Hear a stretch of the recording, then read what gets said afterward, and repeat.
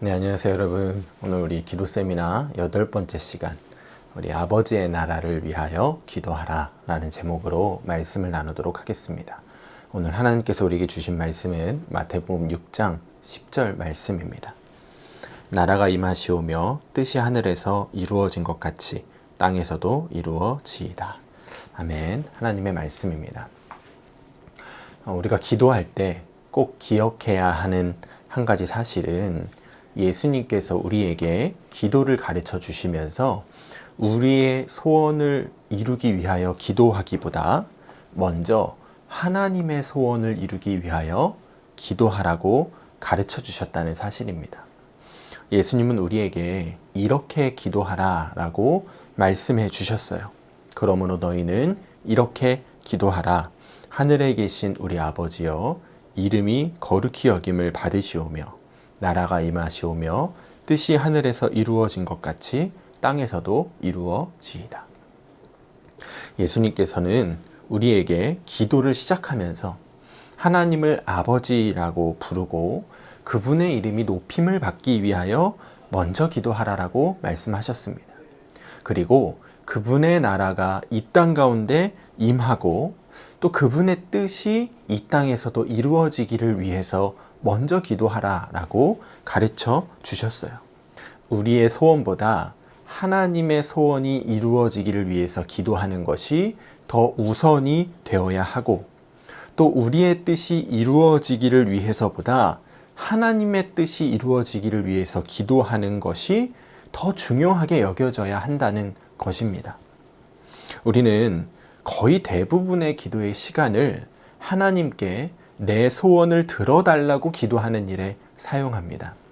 그런데 생각해보면 우리의 소원을 이루기 위하여 기도하는 일이 불필요한 것은 아니지만, 또 그렇다고 그렇게 엄청나게 힘을 써야만 하는 일도 아니라는 사실을 알게 돼요.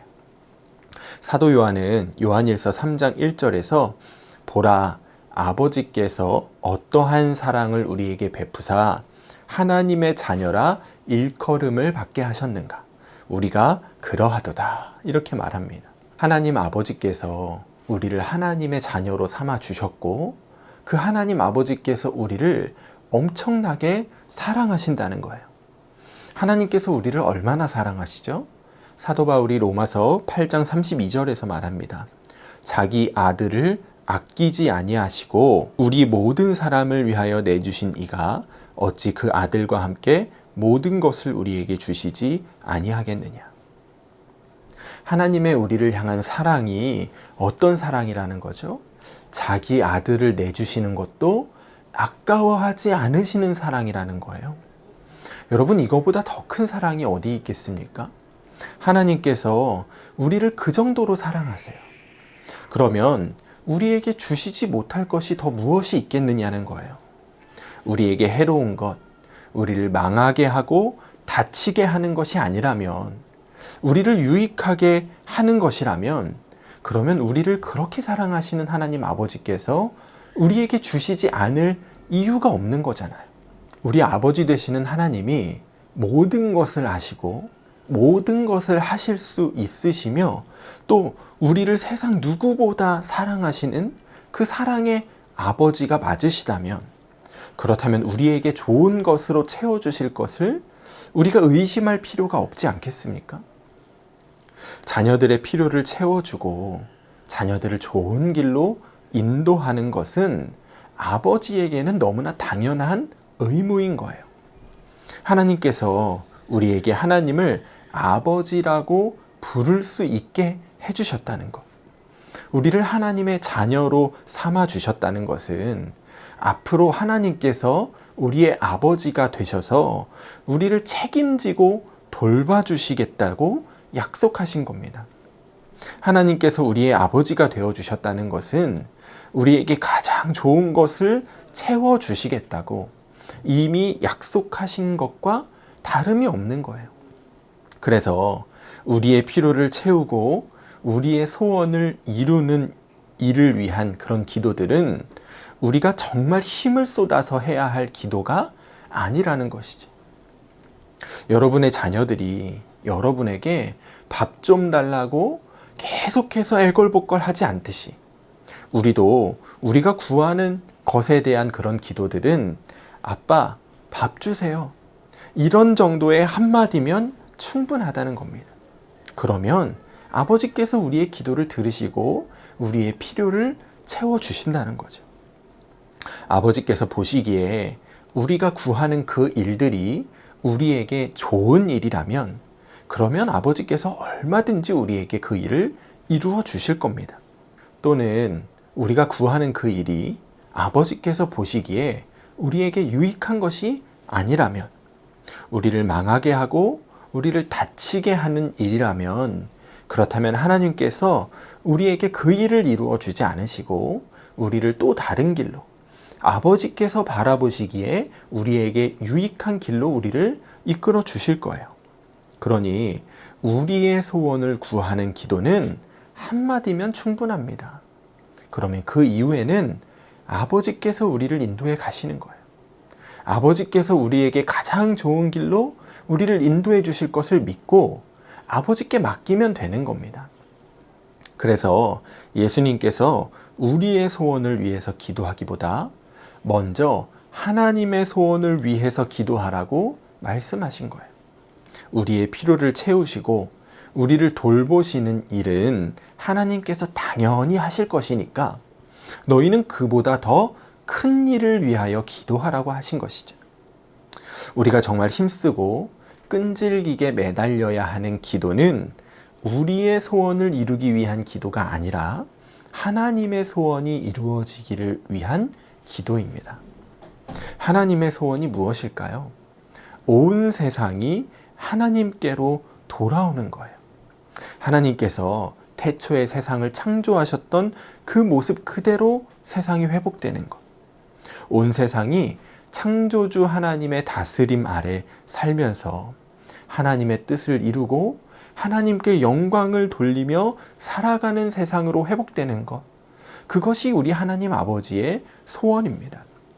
그래서 예수님께서 우리에게 하나님의 나라가 임하기를 위해서 하나님의 뜻이 이루어지기를 위해서 기도하라고 하신 거죠. 나라가 임하시오며 뜻이 하늘에서 이루어진 것 같이 땅에서도 이루어지이다.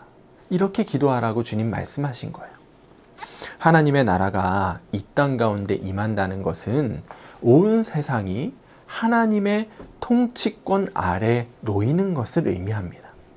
하나님께서 만왕의 왕으로 높임을 받으시고 또 온 세상이 하나님의 다스리심을 받는 것. 그것이 곧 하나님의 나라가 이 땅 가운데 임하는 것이죠. 예수님께서는 우리가 정말 힘써야 하는 기도가 바로 이 기도라고 말씀해 주신 거예요. 사도 요한은 요한일서 5장 14절에서 말합니다. 새번역 성경으로 읽어드리겠습니다. 우리가 하나님에 대하여 가지는 담대함은 이것이니 곧 무엇이든지 우리가 하나님의 뜻을 따라 구하면 하나님은 우리의 청을 들어주신다는 것입니다. 여러분 무슨 말씀이죠? 하나님께서 정말 듣기를 원하시는 기도는 우리의 뜻을 구하는 기도가 아니라 하나님의 뜻을 구하는 기도라는 거예요. 그런 기도를 드리는 기도자를 하나님께서 기뻐하시고 또 그런 기도에 하나님께서 응답하신다는 것이죠. 그러므로 우리가 하나님께서 기뻐하시는 기도자가 되기를 원하고 또 확실하게 응답받는 기도를 드리는 기도자가 되기를 원한다면 그렇다면 우리가 먼저 무엇이 아버지의 뜻에 합당한 것이고 무엇이 아버지의 뜻에 합당한 것이 아닌지를 분별할 수 있어야 하는 겁니다. 세상에서 일어나고 있는 일들을 바라볼 때 하나님 아버지의 마음으로 하나님 아버지의 시선으로 바라볼 수 있어야 해요. 우리가 세상을 바라볼 때 만일 어떤 일이 하나님 아버지의 뜻에 합당한 일이 아니라고 생각된다면 그렇다면 우리는 그 일들이 그치고 사라지기를 위해서 기도해야 합니다. 반대로 어떤 일이 아버지의 뜻에 합당한 일이라고 여겨진다면 그렇다면 우리가 그 일을 위하여 기도하기를 멈추거나 포기해서는 안 되는 것이죠. 성경은 우리가 하나님의 뜻을 따라서 구하면 하나님께서 우리의 기도에 응답하신다고 분명하게 약속하고 있습니다.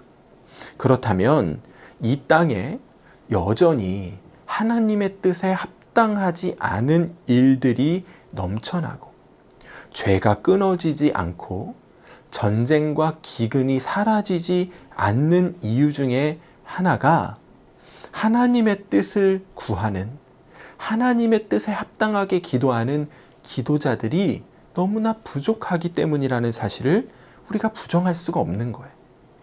우리가 우리의 소원을 구하는 기도는 열심히 했는지 몰라도 하나님의 뜻을 구하는 기도에는 너무나 부족했다는 사실을 우리가 지금 이 세상에 넘쳐나는 그 죄들을 바라보며 깨달아야 하는 겁니다. 여러분은 하나님의 나라가 이 땅 가운데 이루어지기를 위해서 얼마나 기도해 오셨나요? 동성애와 낙태와 전쟁과 폭력과 기근이 그치기를 위해서 여러분 얼마나 기도해 오셨습니까? 김영봉 목사님이 쓰신 가장 위험한 기도, 주기도라는 책에 보면 데이비스 팀스라는 목사님이 나라가 임하시오며 라는 이 기도가 가지는 의미에 대해서 이렇게 말씀하셨다고 기록해 놓고 있어요. 당신의 나라가 임하시옵소서라는 기도를 뒤집으면 내 나라가 끝나게 하옵소서라는 기도가 된다. 여러분, 이것이 바로 하나님의 나라가 이 땅 가운데 임한다는 말의 정확한 의미입니다. 우리 각 사람이 내 나라를 끝내는 것이 곧 하나님의 나라가 시작되는 것입니다. 이 땅에 사는 모든 사람들과 나라와 족속과 민족과 열방이 각자가 왕이 되어 자기 멋대로 사는 그런 삶을 끝내고 내 나라를 끝내고 하나님의 통치를 받으며 하나님을 왕으로 모시고 사는 하나님의 나라를 살아가게 되는 것, 그것이 곧 하나님의 나라가 이 땅 가운데 임한다는 말의 의미인 거예요. 그리고 그 일이 이루어지기를 위해서는 바로 이 말씀을 함께 나누는 우리들이 먼저 내 나라를 끝내고 하나님의 나라를 위하여 살아가는 사람들이 되어야 합니다. 내 나라, 내 삶을 위하여만 기도하는 내 나라의 기도자의 수준을 넘어서 하나님의 나라를 위하여 기도하는, 하나님의 뜻이 이루어지기를 위하여 기도하는 하늘의 기도자가 될 때, 그렇게 기도하는 사람들이 많아질 때 하나님께서 그 기도를 들으시고 이 땅에 하나님의 나라를 이루어 주시는 거예요. 각 사람들의 마음을 움직이셔서 모든 민족과 열방들이 내 나라를 끝내고 하나님의 나라를 살아가는 그날을 하나님께서 우리의 기도를 들으시고 이루어 주시게 되는 겁니다. 오늘 이 말씀을 나누는 우리들이 먼저 하늘의 기도자들이 되기를 간절히 소원하고 축복합니다. 하나님의 왕 되심이 각 사람의 인생 가운데 선포되고 각 나라의 법안과 정치와 방향성이 하나님의 뜻에 합당하게 이루어지고 또 모든 열방 가운데 전쟁이 그치고 하나님의 법에 따라 서로 사랑하고 섬기며 사는 것, 그것이 곧 우리가 가장 먼저 기도해야 하는 기도의 제목이요, 우리의 마음속에 간절한 소원으로 품고 끈질기게 기도해야 하는 기도라는 것을 우리가 먼저 기억하고 늘 하나님의 나라를 위하여, 하나님의 뜻이 이루어지기를 위하여 가장 먼저, 가장 끈질기게, 가장 간절한 마음으로 기도하시는 하늘의 기도자가 되시는 여러분과 제가 되기를 주님의 이름으로 간절히 축원합니다.